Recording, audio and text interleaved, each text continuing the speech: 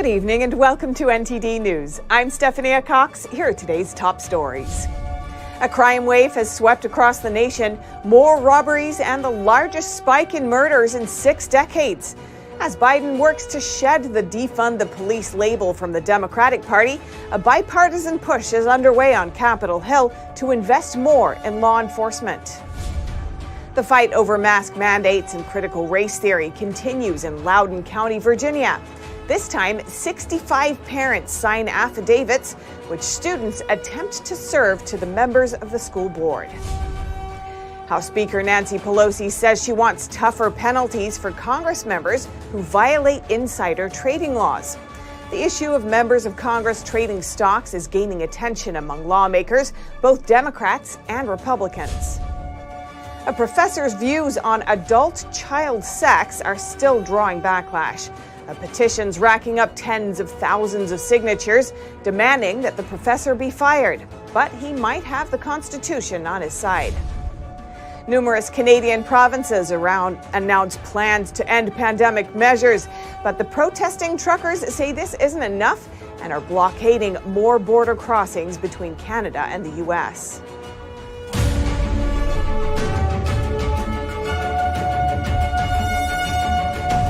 A crime wave has swept across the nation. Robberies are up. People are walking out of stores with merchandise. The Biden administration insists that tackling crime is a focus for the administration. And today on Capitol Hill, there was a bipartisan push for Washington to take swift action. NTD's Melina Weisskopf reports for us. Here on Capitol Hill, lawmakers are discussing how to tackle the rise in crime. At the same exact time, a group of Senate Republicans and a group of House Democrats spoke about their ideas for reducing this crime spike. House Democrats specifically want to send the message that this is an area that both parties can come together on. And this is one of them that we should all come together. The Congresswoman is a former chief of police herself. She's working with other House Democrats on a bipartisan bill to invest in police. This as a nationwide police shortage lingers, especially in the nation's most crime-ridden cities. The Big Apple this year has seen a crime spike in almost every police precinct. 6 New York City police officers were shot this year. 2 died. These are dangerous jobs. People wake up in the morning, tell their families goodbye, never knowing whether they're going to be able to come home. On the Hill, a bipartisan bill to invest in law enforcement is underway. It's the Invest in Law Enforcement Act of 2022, authored by Representative Gottheimer. It will allocate resources for body-worn cameras and cloud storage and provide grants for small departments to recruit new officers and retention bonuses to help departments keep their existing officers. President Biden has dedicated $350 billion from the American Rescue Plan passed last summer for local states and cities to invest in law enforcement. This in response to the crime spike, which included a 30% rise in murders in 2020, the largest jump in 6 decades. And the murder rate rose again last year. Murder rates are rising, assault rates are rising, carjacking rates are rising. Last year, 12 major American cities broke records, homicide rates. Another contributor to rising crime is some cities changing policies on how they're prosecuting crimes. Some district attorneys have announced they will not prosecute what they call minor crimes. Critics say this emboldens criminals. And while some Democrats stand behind these new policies, some Democrats are opposed to them. And if we want to reduce the crime rate, then we've got to identify those perpetrators and put them in jail. Now, investing more in law enforcement is something that could gain substantial bipartisan support. But of course, that depends on how much lawmakers want to politicize the issue or if they're more committed to tackling the crime spike. Reporting in Washington, D.C., Melina Weisskopf, NTD News. On New Year's Day, Manhattan got a new district attorney, Alvin Bragg. He immediately implemented a number of policies that have led many to say he's soft on crime. Bragg has been in office for 40 days, and today he addressed constituents' concerns in an online briefing. NTD's Arian Pazdar has more from Manhattan. When the Manhattan DA first took office, he ordered his team to dismiss certain crimes, such as trespassing and resisting arrest. And some felonies, including armed robberies that don't involve firearms, are now treated as misdemeanors. This has some people worried about their safety, and today Bragg addressed some of their concerns. Bragg says he wants to make incarceration a matter of last resort, which is why he prosecutes less. New York City consists of 5 different boroughs, each of which is its own county with its own DA. Bragg was asked whether criminals from other boroughs wouldn't just go to Manhattan to commit crimes amid the new policies. Compared to the other boroughs, kind of higher, sort of disproportionately, kind of in terms of incarceration rates. And so in many ways, other boroughs were ahead of us in terms of some of the things we articulated. There are many gun-related charges that haven't been prosecuted yet. Bragg says it's hard to move them forward. It seems like a simple premise. Let's move these cases faster. But it's hard logistically, right? Because we've got a backlog because of COVID. Most shoplifters in New York City are being let go a few hours after being arrested.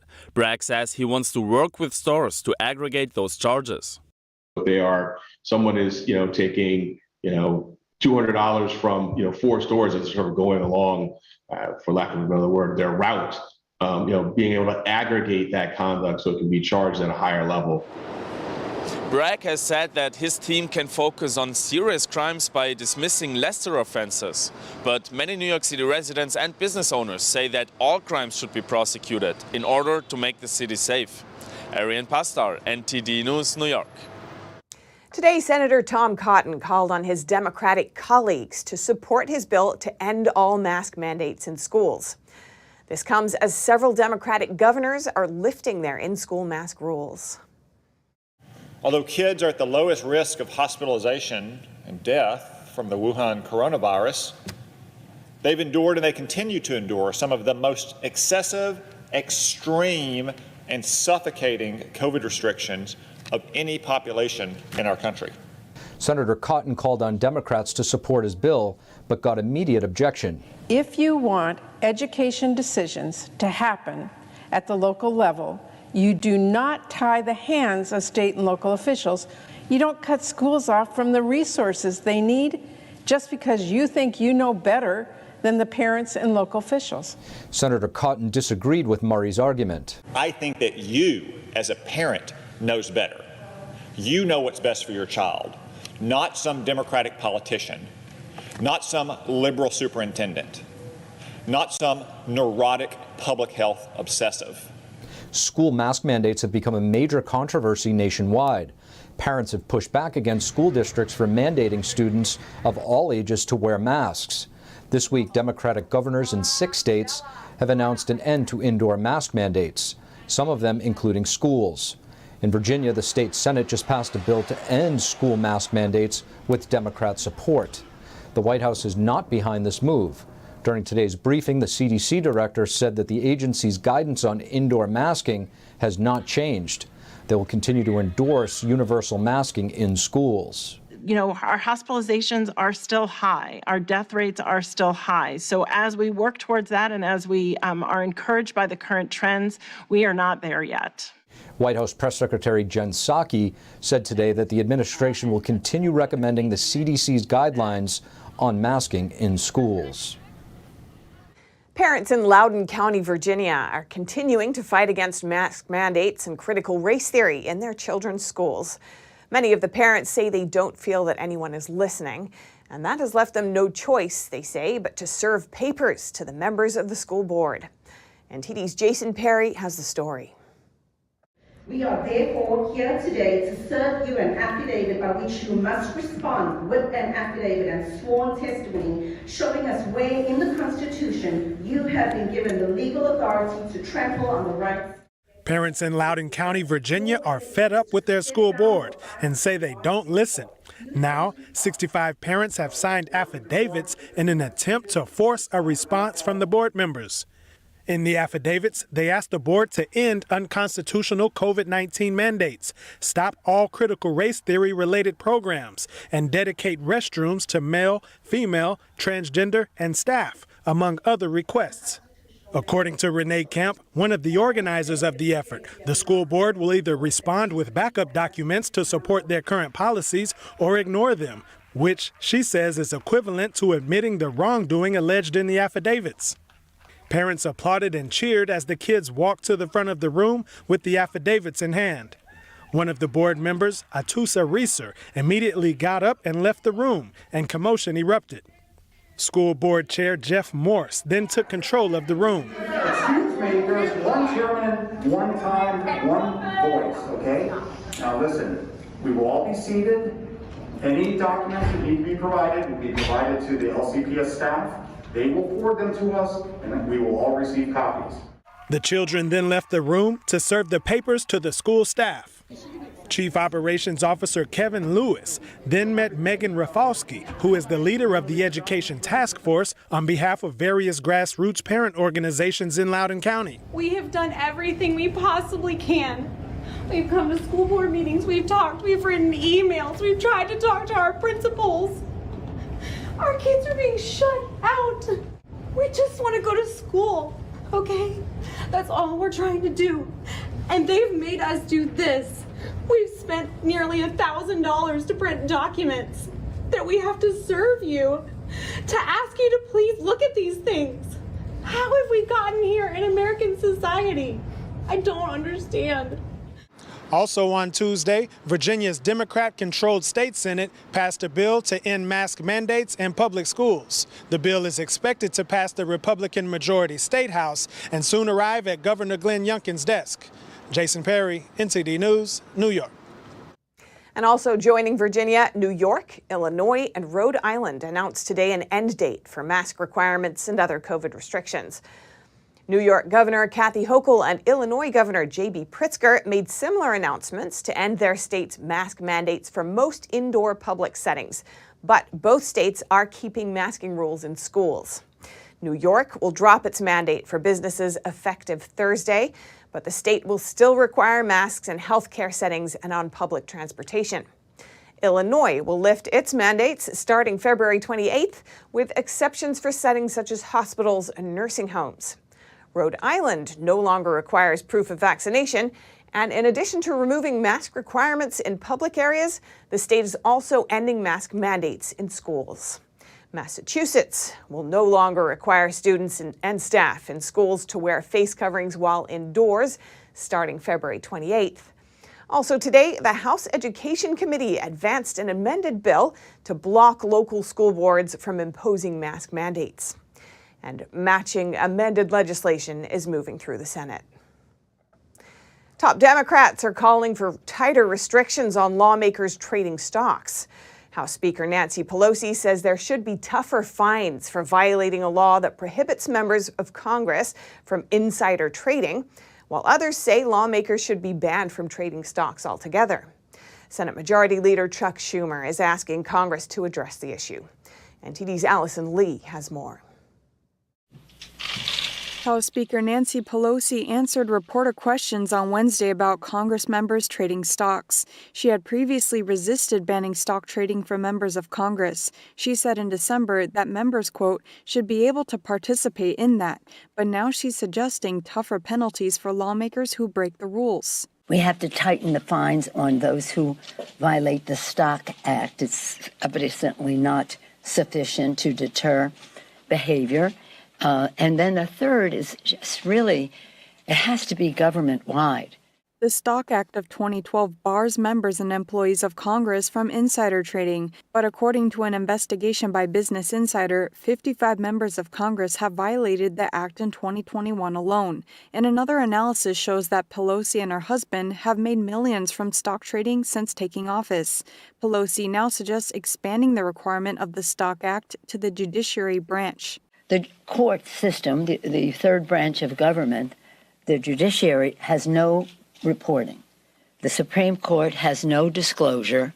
It has no reporting of stock transactions, and it makes important decisions every day. Banning stock trading altogether from members of Congress has some bipartisan support among the lawmakers themselves. Last month, Republican Senator Josh Hawley and Democratic Senators Mark Kelly and John Ossoff introduced two separate bills targeting the issue. Now, Senate Majority Leader Chuck Schumer wants the chamber to act on them. I believe this is an important issue that Congress should address. And it's something that has clearly raised interest from both sides of the aisle over the past few weeks. As I said yesterday, there are a number of senators with various proposals. Schumer says he's asked his Democratic colleagues to come up with a single bill the Senate can work on, and that he hopes they can pass something in a bipartisan way. But not everyone supports a blanket ban. Republican Congressman Dan Crenshaw says members should be allowed to invest in stock funds and trade individual stocks. Meanwhile, the House Administration Committee is currently reviewing various proposals on this issue. Allison Lee, NTD News. Calls for the termination of a New York professor are getting louder. His comments on adult-child sex drew a wave of backlash. Even the university has condemned his views, but says it's committed to free speech. NTD's Miguel Moreno reports. Over 30,000 people want Professor Stephen Kirshner fired. This is because he has questioned whether adult-child sex is wrong. Views he expressed in this video published by Brain in a Vat on YouTube. Imagine that an adult male wants to have sex with a 12-year-old girl. Imagine that she's a willing participant. A very standard, very widely held view that there's something deeply wrong about this, and it's wrong independent of it being criminalized. It's not obvious to me that is in fact wrong. I think this is a mistake. He also questioned whether adult-infant sex is wrong. There are students who can attend his class, and when they hear these views and those ideas are being reinforced. Olivia Sylvester says she's a student at State University of New York, Fredonia, where Kirshner teaches. She started this petition, which demands that the university fire Kirshner, and it almost has 35,000 signatures.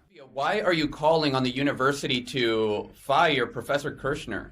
I want him fired because, I go to this college. I don't think this man should reflect the college and represent the education I'm receiving from here.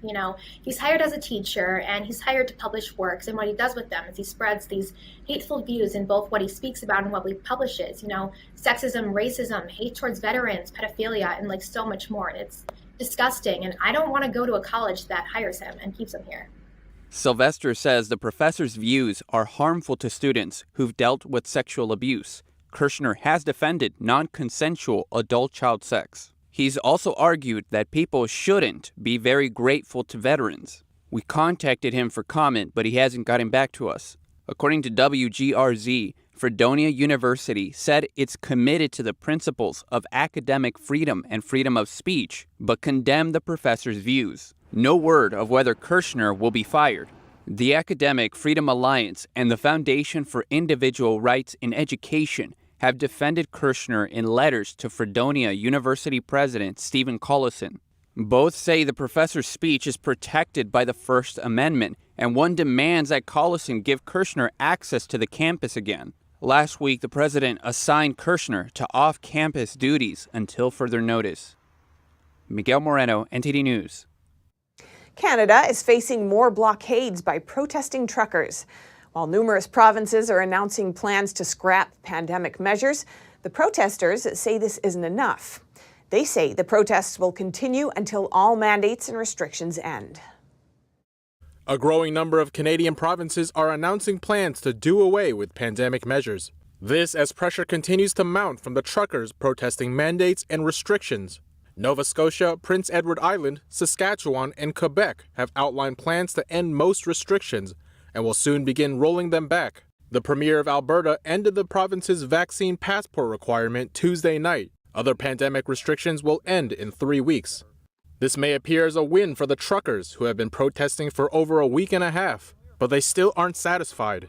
In Alberta, truckers and farmers supporting the nationwide protests are once again blockading the Coutts border, crossing both into and out of Canada. The blockade, made up of trucks, cars, and tractors, began Tuesday night. The protesters say they want all restrictions gone, not just some. Rebel News reports that protesters were allowing cattle liners through Wednesday afternoon before closing off the border again. Police Wednesday called the protests illegal and asked demonstrators to move to another location. Police acknowledged they likely wouldn't be able to move the vehicles themselves. And Canada-bound traffic on 2 cross-border bridges between Michigan and Ontario has come to a virtual standstill. The Canada-bound sides of both the Ambassador Bridge and the Blue Water Bridge have now become protest points. Windsor Mayor Drew Dilkin said Wednesday he's requesting more police resources to be deployed to the city. He said every hour this protest continues, our community hurts. Dilkin said an estimated $450 million worth of goods crosses the Windsor-Detroit border daily. This represents a third of all surface trade between America and Canada. Over in Ottawa, the heart of the protests, just over 400 trucks remain. And as police and city officials try to end the protests, it seems like towing the vehicles away may not be an option. According to the Ottawa city manager, all tow truck operators on contract with the city have refused to remove the vehicles associated with the Freedom Convoy. The city has said it's reviewing those companies' contracts and looking at possible actions against the companies. Police are also looking outside Ottawa for support to remove the trucks. And now Texas and Missouri are launching investigations into GoFundMe for blocking the donations to the Freedom Convoy. Supporters raised around $8 million through the platform. Texas Attorney General Ken Paxton says GoFundMe's behavior should ring alarm bells to anyone using the donation platform. Freedom Convoy organizers are now using another platform, Give Send Go, and they have so far received close to $8 million. And foreign investors are joining U.S. ones, focusing more on commercial property like warehouses and rental apartments. In fact, foreign investment in U.S. commercial real estate has topped pre-pandemic levels. NTD's Colin Frederickson has the details. Foreign money is flooding into commercial real estate in the United States, even surpassing pre-pandemic levels. According to Real Capital Analytics, pensions and other foreign institutions purchased about $70 billion of U.S. commercial real estate in 2021. That was the highest number since 2018. Now we're seeing a lot of foreign investment, definitely following the trend of the warehouses. Jason Keys is the principal broker at Keys Commercial. He says this trend is mainly due to the e-commerce boom in the post-pandemic age. Businesses need warehouses for stocking products because of the supply chain constraints. Even in my own transactions, and just in the last 3 to 6 months, we've leased up all the available warehouse space we have. U.S. commercial property sales broke a record last year, partly thanks to foreign investment. Before the pandemic, foreign buyers focused more on office buildings and hotels in major cities like New York. But starting in 2021, overseas money rushed into warehouses, rental apartments, and specialized buildings for pharmaceutical businesses. Co-host of the Real Estate Guys radio show, Russell Gray, says right now you can't do much better than U.S. real estate. If you look at the sectors they're going into, apartments, bread and butter real estate, distribution, warehousing, bread and butter real estate, and pharmaceutical companies, which makes a lot of sense. We're in the middle of a pandemic and the pharmaceutical sector is booming. So what the numbers are telling us is that capital feels safe in U.S. real estate. Experts think more types of commercial property will be included in this year's buying spree, like student housing, data centers, and medical office buildings. Colin Frederickson, NTD News. Coming up, a gold medalist for Team China is dodging questions about her citizenship status. She was born in the U.S., but says she's Chinese while in China. At the same time, her rise to fame has brought on a heap of endorsement deals. And in the Olympics, a snowboarder won Team USA their first gold, while decorated teammate Shaun White faced elimination. And another costly mistake for Michaela Schifrin on the slopes. That and more here on NTD News.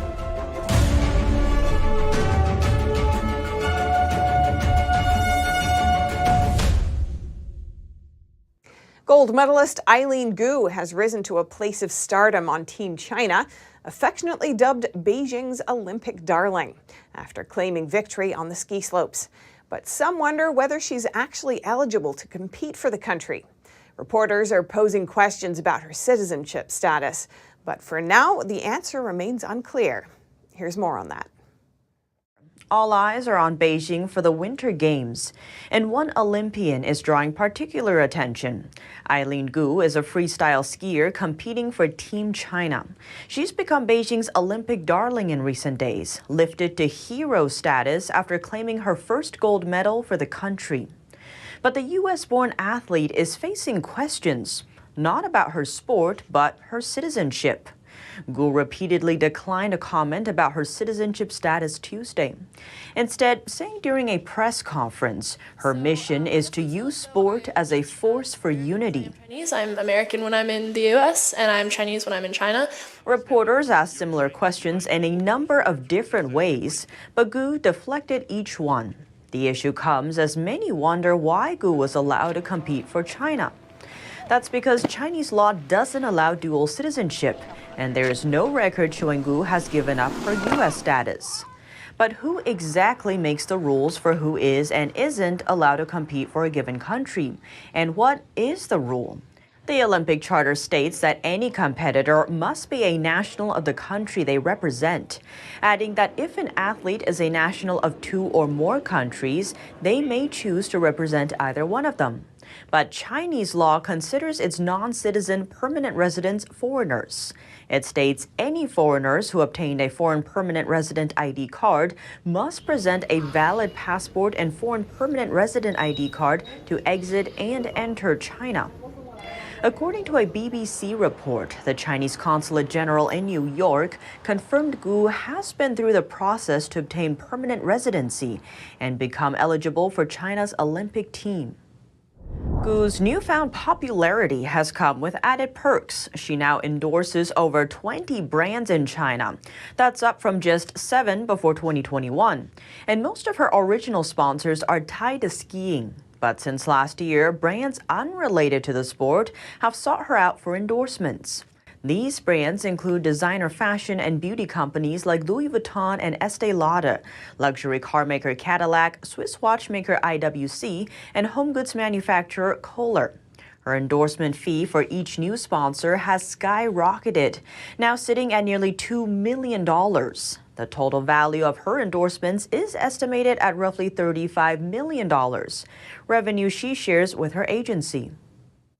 Wednesday in the Olympics, we saw a 3-time halfpipe champion facing elimination, a first gold medal for Team USA, and more heartbreak for Michaela Schifrin. NTD's Dave Martin has more. This year's Olympics have seen a significant decline in viewership, starting with the opening ceremonies.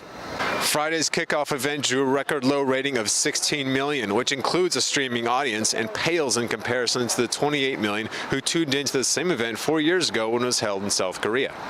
And through the first 4 nights of competition, NBC is on track for the lowest rated Winter Games in history. Although NBC had likely secured advertisers in advance of the games, the ratings could affect sponsors down the road.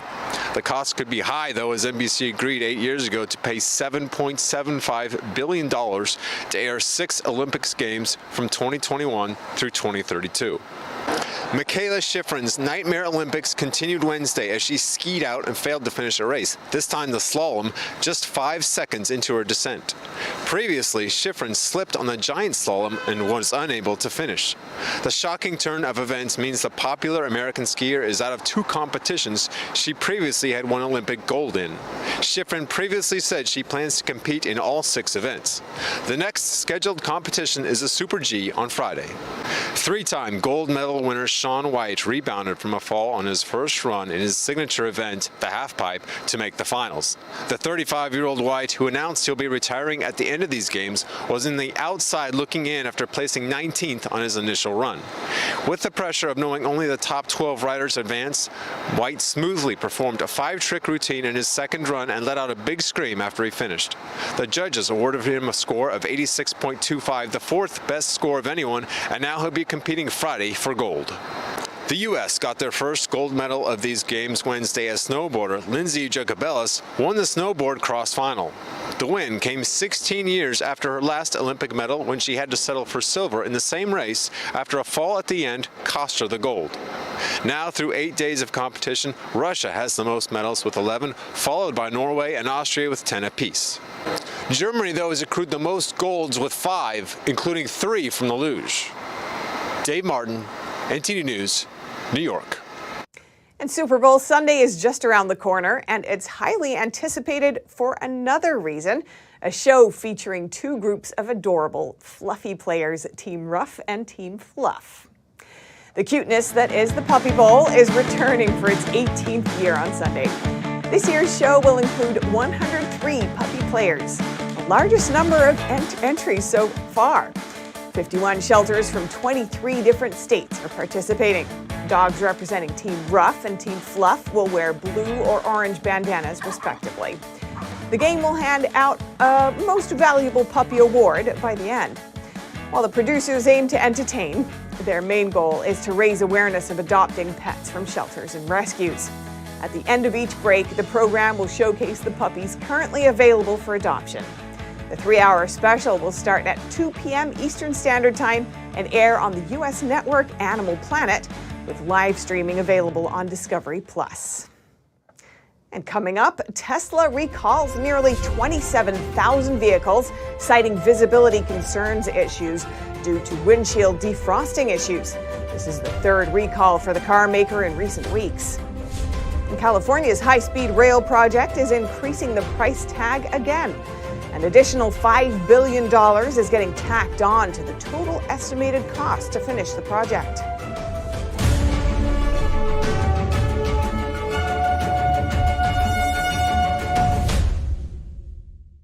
Here's what a reader writes to best-selling author James Cook about his new book, The Great Gold Comeback, Bankruptcy of the Welfare State. There is no way I could ever properly express my thanks to you for the Gold Comeback book and all that you have written within it. What a real treasure. Get this hard-hitting volume absolutely free. It covers economics, inflation, socialism, welfarism, capitalism, crashes, panics, interventionism, and crisis. Regularly $29. Yours free. Call 1-800-328-1860. Secure, the true solution for your digital privacy and security.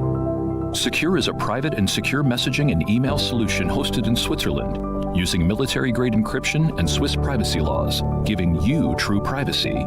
Secure is 100% private and does not collect or sell any of your personal data. Secure's Helix technology connects you securely to our Swiss servers without the need of a VPN, guaranteeing privacy and security for all your communications. Secure Messenger doesn't require your phone number or any personal data that hackers target.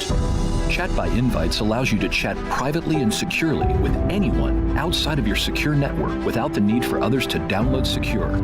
Secure Send offers you a private and secure way to email anyone outside of Secure.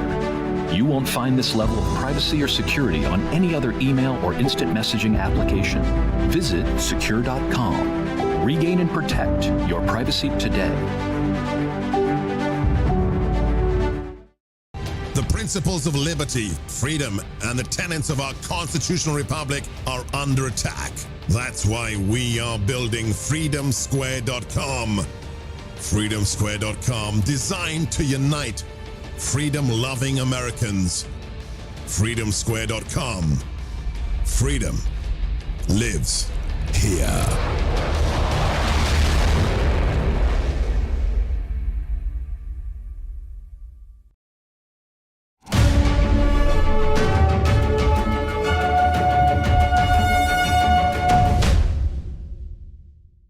Tesla received a recall notice saying that the heat pump in some of their vehicles could have problems defrosting the windows fast enough, impairing visibility.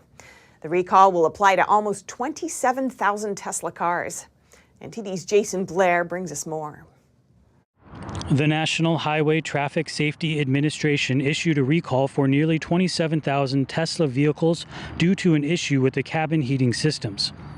The NHTSA is concerned that the heat pump might not be able to defrost the windshield quickly enough, cutting visibility and increasing the risk of a crash. Tesla says it has not heard of any crashes or injuries tied to the heat pump problem. This is the latest of 3 recalls for the electric vehicle maker in 2022. According to documents posted by the National Highway Traffic Safety Administration, this issue, like the others, will be fixed by Tesla with a software update. Earlier this year, there were issues regarding a seatbelt chime problem and with the full self-driving software rolling through stop signs and not coming to a complete halt. The NHTSA also says in the recall notice that a software error can cause a valve in the vehicle's heat pumps to open unintentionally, trapping refrigerant inside the evaporator.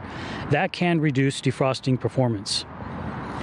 The problem can deplete the refrigerant in some parts of the heat pump, causing the compressor to stop working as a fail-safe measure. That can cause loss of cabin heating, largely when it's minus 14 degrees Fahrenheit or colder. Jason Blair, NTD News, California. Costs for California's high-speed rail project are increasing again. Another $5 billion is being added to the total price tag, with no track being laid down yet. NTD's Eileen Ang brings us more. According to the California High-Speed Rail Authority's estimates released Tuesday, it could take $105 billion to finish the route from San Francisco to Los Angeles. The authority's biennial business plan cited minimizing community disruption for the updated cost. This includes distancing the train from the Cesar E. Chavez National Monument in the Central Valley and tunneling tracks near the Burbank Airport. The project's price tag has steadily risen since 2008, when the total cost was $40 billion. Since then, the costs have kept climbing amid struggles to get the necessary land, as well as other delays. Today, the Rail Authority is far short of the money it needs to complete the full project. No track has been laid yet, but the authority has obtained 90% of the land it needs for the first segment, and more than half of the full 500-mile route is now environmentally cleared. Construction for the first part of the line is underway on a 119-mile segment from Merced to Bakersfield, where trains are tested before they carry passengers. In a statement, Assemblyman Jim Patterson said, "Given the embarrassing failures this project has raked up, I'd be surprised if the feds decide to throw more money at it." During the Obama administration, California won roughly $3.5 billion for the project. Then former President Trump revoked about $1 billion of that. The Biden administration has returned those funds. The project expects to receive more money from the Biden administration and the state. CEO Brian Kelly said, "This is a great opportunity to really move the project forward." Eileen Ang, NTD News, California. Falling in love or falling victim? It may be both. The FBI warns the public about romance scams, also known as confidence fraud, and how to avoid it. We hear more from NTD's David Lamb. According to one study, California ranks #1 for most targeted states for romance scams. With Valentine's Day coming up, the FBI warns the public about becoming a victim. What better month than February to shed some light on a fraud scheme we commonly refer to as romance scams? Now that meeting people online is commonplace, the FBI says to be aware if the individual seems too perfect or quickly asks to go offline. These occur when a criminal adopts a fake online identity to gain a victim's affection and trust. Then, the scammer uses that illusion of a romantic or close relationship to manipulate and steal from the victim. This also includes the grandparent scheme and any scheme in which the perpetrator preys on the victim's heartstrings. The FBI says to research the person's photo and profile using online searches to see if it's been used elsewhere. Other red flags are if they try to encourage isolation from friends and family. They may also request inappropriate photos or financial info. Might someone you know and love fall prey to a romance scam? You may just save a loved one from emotional pain and financial suffering. In January this year, authorities were seeking 2 fugitives allegedly running an illegal business tied to romance scams. The DOJ said the fugitives scammed nearly $1.1 million in 2017 from romance scam victims. David Lamb, NTD News, California. Coming up, British Prime Minister Boris Johnson says laws requiring people in England with COVID-19 to self-isolate could be lifted within weeks. And another Belarusian athlete flees the country. A 17-year-old cross-country skier was barred from competition over the family's political views. Find out more in just a moment here on NTD News.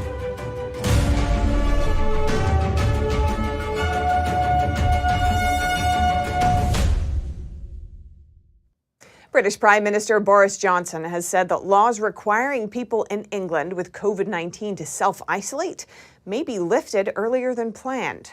NTD's David English has more. Mr. Speaker, I can tell the House today that it is my intention to return on the first day after the half-term recess to present our strategy for living with COVID. Provided the current encouraging trends in the data continue, it is my expectation that we will be able to end the last domestic restrictions, including the legal requirement to self-isolate if you test positive, a full month early, Mr. Speaker. Currently, people in England are required to self-isolate for at least 5 days, with this restriction set to expire on March the 24th. But Mr Johnson says he expects the last domestic rules could end in February, as long as the data trends stay positive. The PM intends to outline the government strategy for living with COVID when Parliament returns from recess on the 21st of this month. NHS figures show there were over 11,000 people in England's hospitals with COVID-19 on Tuesday. This is down 11% on the previous week, but still higher than before Christmas. However, less than 400 patients are in mechanical ventilator beds, the lowest number since last July. According to a British public spending watchdog, UK trade with the EU has been knocked by Brexit, with businesses facing higher costs, more paperwork, and border delays. The government committee warns if passenger volume returns to pre-pandemic levels this summer, the border will face more pressure. NTD's Eddie Aitken has more.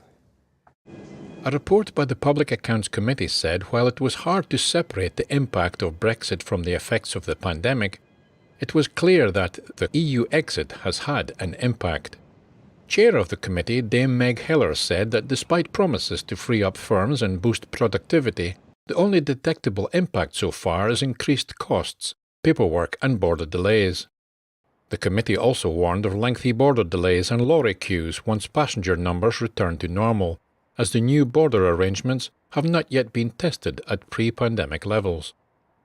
The committee said this could be compounded by further checks at ports under the EU's new entry and exit system, and that government plans to create the most effective border in the world by 2025 is optimistic given where things stand today.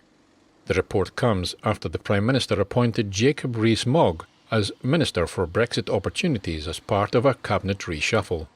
Eddie Aitken, NTD News.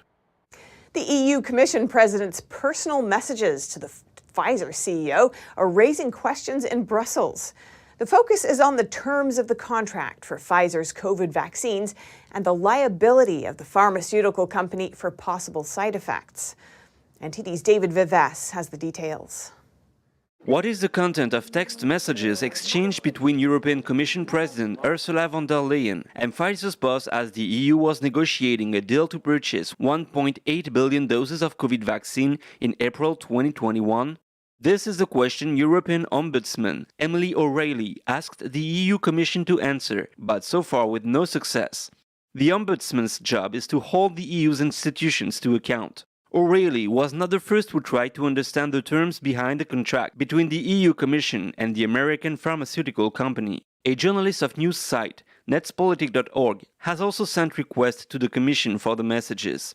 According to the EU transparency law, the public has the right to access all EU documents, but in the case of these messages, it does not seem to apply. A European Member of Parliament has said Leyen should resign over not releasing the messages. And I will just show you the pages. These are the pages. You see? They call this transparency. The issue of transparency regarding vaccine contracts with Pfizer has been also raised in Brazil, where the contract between the pharma giant and the government was leaked. According to then Minister of Health, one aspect would be, quote, a complete disclaimer for side effects from today to infinity regarding Pfizer's liability. According to lawyer Diane Protat, who works with the French Senate, when two parties sign a contract involving the third party, the contract only binds two parties. Whatever Pfizer signed with the Commission, that's the same. If people experience side effects, they can hold the pharmaceutical companies accountable, and these companies will have to explain themselves. The EU Commission says pharmaceutical companies are still liable for side effects, though the EU has adjusted some of the rules around vaccines. This is a well-known principle. Fraud corrupts everything on its way. If you can prove that the studies performed to get the conditional marketing authorization of a drug are unreliable, that there has been fraud or lies, or that the product is defective, then pharmaceutical companies are responsible. Those are the ones who would have to compensate potential victims and not the taxpayers. The Ombudsman recently asked to remake the EU's administrative practices in order to give the public better access to documents. David Vives, NTD News, Paris. And in Belarus, a cross-country skier has been banned from competing. The country's sports officials accused her of supporting the political opposition. Her family then had to escape for fear of backlash from the authorities. Daria has been stripped of her rights to do sports or take part in competitions. I don't see the possibility of her continuing her career in Belarus. It happened due to such made-up reasons. Daria Dalidovic was one of the most promising junior cross-country skiers in Belarus. Just before the Winter Olympics, the Belarusian Ski Association deactivated her FIS code, effectively banning her from participating in competitions. The 17-year-old fled with her family to Poland, where she hopes to continue her training. I'm upset, of course. It would have been simpler to stay a few months and finish middle school. Here, I don't know how to do it. We're only working on it. Her father said Daria was targeted because of the family's political views. The father, a former skier, participated in protests against Belarusian leader Alexander Lukashenko. Facing pressure from authorities, he had to quit his job at a national training center. We could be accused of staging a demonstration and shouting slogans, "Long live Belarus," then just be sent to prison. The regime's crackdown on its own athletes has drawn international condemnation. The Belarus national team is still under scrutiny after a sprinter defected from last year's Tokyo Olympics. Daria was supposed to graduate from high school this year. It's unclear how she will continue her studies in Poland. Coming up, a Spanish pensioner fed up with a lack of in-person services at banks is on a mission to change things. Over 600,000 people have signed his online petition. And truffle hunting makes it onto UNESCO's Intangible Cultural Heritage of Humanity list. And an Italian truffle hunter explains the importance of his dogs to the process. Find out more after this short break.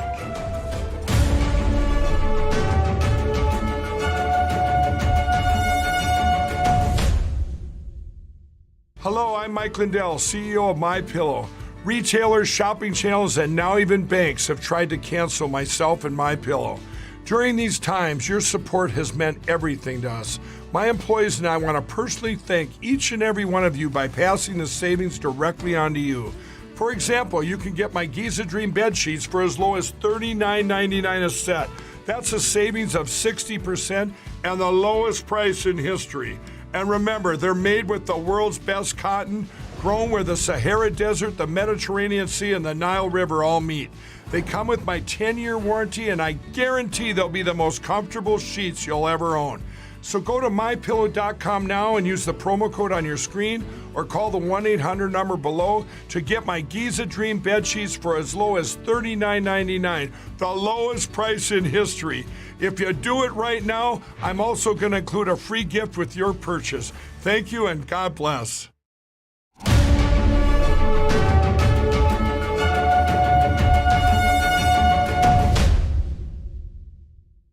And going to Spain, where an online petition by a retiree struck a chord with over 600,000 people signing it. The retired doctor is asking banks to keep in-person services and consider pensioners' needs.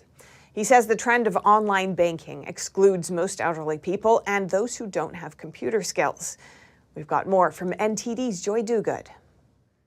A Spanish pensioner is campaigning to keep in-person customer services at banks. The 78-year-old retired doctor from Valencia in southeast Spain travelled to Madrid this week to deliver over 600,000 signatures he'd collected. He said he set up the online petition because pensioners like him feel excluded as banks close branches and shift more services online. The people who moved me to start this campaign are the most vulnerable ones, those who have not even noticed the campaign, those who have not been able to sign up, and those who will never have access to the digital world and who are the most excluded, who are the oldest, the most vulnerable, and those whom I carry in my heart at this moment. His slogan on change.org is, "I'm a senior citizen, not an idiot." San Juan says it's often hard to get customer services and sometimes he's treated like an idiot when asking for help. His petition struck a chord. Personalized attention. The banks should be available for elderly people who don't have family to help them or who don't have computer skills. It resonated with others too. The banks treat elderly people really poorly. All my relatives over 70 are absolutely unattended. My grandmother, my aunts, they cannot go to the bank and withdraw money like the rest of us. They need me to help them. It is really denigrating for them. They take away their dignity. As the petition campaign gathered momentum last month, Carlos San Juan received a phone call from the governor of Spain's central bank, and he met with the Spanish economic minister, who says the government will reach out to the finance sector. Spain has about 10 million retirees. Joy Dugid, NTD News. A letter reaches its recipient, and it only took 50 years. The letter was found in the cavities of an old building during restoration work, likely hidden by a thief. After several months of searching, postal workers managed to track down the rightful owner in Lithuania and deliver the letter. NTD's Trevor Piper has this report. This is how a letter written to a 12-year-old girl in Lithuania was delivered, 51 years and 9 months after it was sent by a pen pal from Poland. For over 5 decades, this letter, and others, had been hidden. Postal workers contacted the recipient, Genevieve Klonowska, and met her personally to deliver the letter. They explained that they found it during a reconstruction, that they found it in a ventilation shaft in some building and wanted to deliver it. There are very few recipients who are still alive, so they asked to meet up. So I agreed. Lithuania was part of the Soviet Union then, and the letters were sent by relatives or pen pals from outside Lithuania from places such as Australia, Poland or Russia. In the letter, stamped in March 1970, a girl named Eva complained that buses no longer reach her village and having to walk outside in freezing temperatures. She also asks her pen pal to send her pictures of actors from local magazines. Klonowska says she corresponded with a lot of people from abroad as newspapers advertise pen pals. The letters were likely hidden by an unscrupulous postal worker after he searched them for cash or valuables. There was a door before, so we did demolishing the wall, and the bricks started to fall down from the top, and back by the bricks fall the letters, a lot of them. The letters were covered in dust and dirt, some in small pieces. So we collected it, and construction workers asked us, what do you want to do? Throw it away, which is the easiest part, or try to do something with it? So we did. Postal workers spent months looking for houses, as street names and numbering have since changed. They investigated and tracked down families living at the delivery addresses in the late 1960s and early 1970s who could have moved since then. Only 5 recipients were found. Some were deceased, and so the letters were given to relatives if they could be found. Also a very emotional moment for them. Trevor Piper, NTD News. Truffle hunting takes a lot of patience, training, and a little luck. Now the skill has made it onto UNESCO's Intangible Cultural Heritage of Humanity list. NTD's Andrew Thomas has more. 8 years after the initial application, Italian truffle hunting made it onto the UNESCO list of World's Intangible Cultural Heritage in December 2021. Here at the Truffle Dog University in the small town of Rodi, truffle hunting is all about the canine. Today the dog takes a truffle out here, tomorrow in another spot. He slowly creates a sort of Google Maps for himself. He memorizes the spots and then knows where to look for them the following time. This year, the truffle hunting season has not been very fruitful, but that's not the dog's fault. What's important is to know the area, and even if you look for 2 hours and you can't find anything, that doesn't mean the dog isn't good. It's possible there aren't any. It's something that takes a lot of patience. It's like training the dog. He won't be all ready to go after you explain it to him. It's a game that you are playing with him season after season. But beyond the value of the product, Monchiero says it's mostly about the bond between him and his dogs, Lady and Vicky. I look at Lady or Vicky and ask them if it's there, and they start digging with such enthusiasm and they jump on you. I always say it's like when you're married, husband and wife. After many years, you don't have to say anything. You just know what the person is saying by looking into their eyes. And with them, it's the same. You build a beautiful relationship. Truffles rely on certain trees, including oak, white poplar, lime, and willow. But the decreasing presence of these plants has contributed to a truffle decline. We are understanding more and more that some big issues that are linked to the weather, the climate, the safeguard of the plants and truffle trees, their upkeep, are all things that need collective actions. The white truffle hunting season will end on January 31st, 2022. Truffle hunters will then wait until the spring to clean the woods and plant more trees, as they hope for a more fruitful season in September 2022. Andrew Thomas, NTD News. And that's all for today's news. Thanks for tuning in. I'm Stephanie Cox.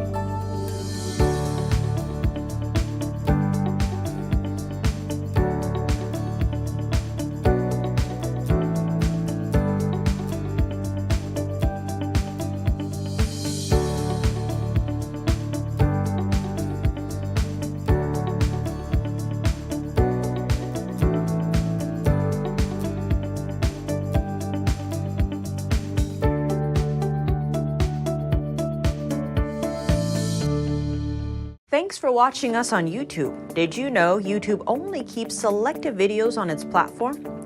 So if you want to make sure you get the full picture, just subscribe to our newsletter. Go to newsletter.ntd.com and sign up. It's free.